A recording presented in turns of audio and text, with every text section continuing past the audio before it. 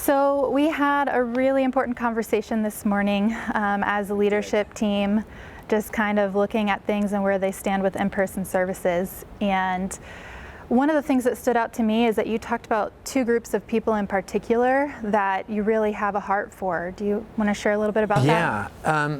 So just navigating this whole thing, there's that group of people that I get regular emails from and I hear from them, and they're struggling through all of this, and part of what they're struggling through is the kind of disconnection that they're experiencing, and just this longing to be reconnected, like in person with their community.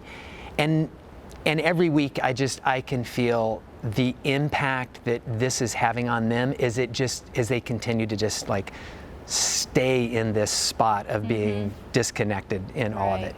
Yeah, I think a lot of us have felt some degree of that at some time or another, And, I think we've talked with other churches too, and I know you're part of a large group of pastors that have shared a lot about what they've experienced with their congregation as well. Yeah, and at times it's probably been as many as 60 pastors, and they're mostly from large churches throughout Arizona. And in some ways it's been a real blessing to learn from them. Like, it's given me a wide bandwidth of understanding of what other churches are going through, and throughout this whole thing. So for months now. And when it actually came to trying to make this decision about whether to delay or go forward, thinking about this group of people that really are needing this kind of connection with in-person services, what I learned from this group of pastors, and it really became evident even last night finishing up like this Zoom meeting with a bunch of them, and I think I told you this and some others, it's what I didn't hear. I was thinking about it because for the last several weeks have been hearing about all these other churches that are opening up and what's happening. And what I never heard from any of them was like, oh my gosh, we finally got to that phase where we opened up and had in-person services, and the spiritual potency of it just ministered to people in the most amazing ways. Rather, what I heard about week after week is that all of the protocols that are needed, all the safety things you have to do, all the social distancing, actually it makes it tough for people to have a meaningful connection. And so part of just what we went through in this is realizing there's this group of people that we really care about, that I think about, and I want them to have this experience, but realize we could do a lot of work and go to in-person services and not really minister to them and with them in a way that would do the beautiful thing that we're wanting to do in all of this. Yeah, and I can tell there's a little bit of emotion that you have too, like when you started talking about this particular group of people. And yeah, because you're right, because for me it's not about getting to services, it's about people.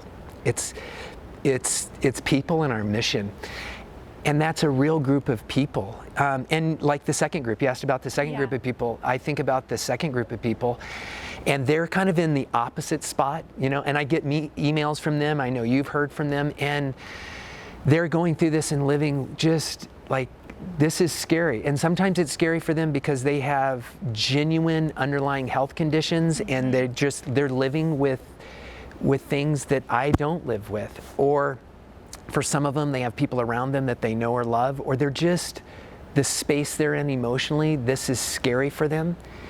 And that missional aspect of what matters to us so much is, and we've worked hard for this, and that is to love our congregation and to love even the larger community. And I know you've been a part of communicating to that group, people in Tucson and Oro Valley and Marana, and loving them in genuine and honest ways. And as we watch these numbers come up with COVID, and watching even our own congregation through surveys that we've done, there's this reality that we face, and that is that narrative about who we are in our mission of drawing people to Christ through how we love them. there's a risk of losing that and losing the credibility that we've gained, that we're going to leverage for months and years to come, about having a voice about the beauty of Christ. And if we step into in-person services too quickly, we could risk something that we just don't want to lose in all of this. Sure. Yeah. Yeah, and you've mentioned the mission a couple times, you know, that it is really central to who we are, to what we do, like wanting people to experience love, to be loved forward, to be closer in relationship with Christ. And so you shared with the leadership team today kind of a little bit of a challenge, like moving forward, because just because we're not going to have these in-person services doesn't mean that we're going to stop doing ministry. That's right. Yeah. And you know, and the thing that I always think of this with is that no matter what our circumstances are, our mission doesn't change. What mattered before COVID, it's going to matter during COVID, it's going to matter after COVID.